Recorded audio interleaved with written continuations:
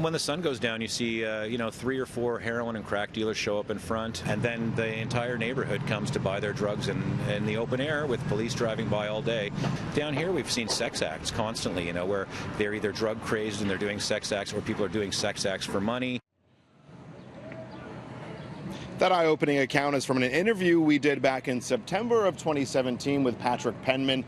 He's one of the owners here at the Football Factory at Bathurst in Richmond. They've been here for about 13 years. Now, when we spoke with him a couple years back, he was airing his concerns about the lack of support for this community with a safe injection site set to open. Now, Penman and pretty much everyone we've spoken to for this story agrees that the safe injection site saves lives, that it plays an important role here in the community.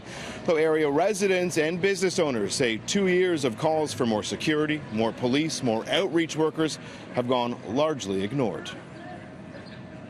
When it comes to action from the city, from your elected representatives, have you seen any?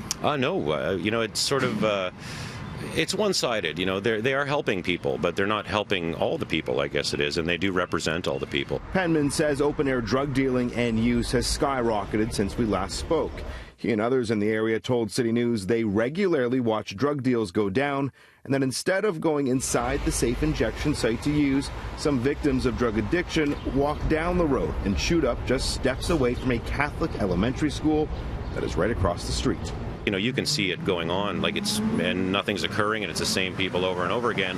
It's almost like, it's been localized and allowed. People say, while they understand the need for these centers, and they understand that they save lives, that simply their neighborhood is being left to disintegrate with rampant drug use and drug dealers all over the place. I think that's an unfair comment, Adrian. I think the fact of the matter is people are dying of preventable deaths. A city report has previously stated that crime goes down when a safe injection site opens, though area resident and community committee member John Davidson says that businesses and condo boards he's spoken to say the crime has gone up. Petty crime is definitely up. Businesses are being broken into in the neighborhood, and I am not laying that entirely at the feet of the safe injection sites. This is a broader problem than that.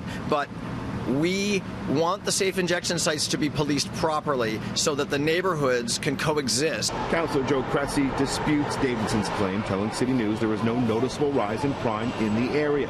In 2017, when we spoke with the councillor, he told us a plan with Toronto Police was being put in place for all safe injection site locations. Has that happened? Yes. It has? Mm-hmm. What does that look like? What does the plan look like? So we have outreach workers who do regular outreach to encourage people to move inside. We work closely through the Community Liaison Committee with 14 Division to ensure that you have a policing protocol in place, and there is one in place. Off camera today, an employee at the Parkdale Queen West Community Health Center told CityNews they need more support workers to help handle the growing number of drug users and dealers outside the center. We need to heal in this neighborhood, and if we could have some help from the police and the politicians, that'd be a great thing.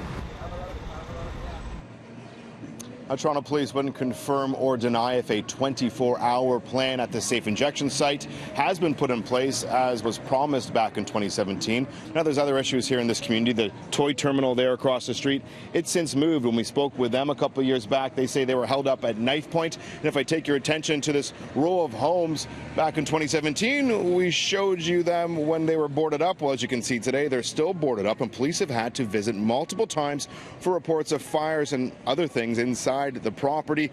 We're told that there's reports of people cooking and using drugs in the units. Now, today we learned that the homes have been sold and purchased by a new developer. That developer will be meeting with City Hall in about a week's time, and we're told that they'll be offered an expedited permit to demo the houses.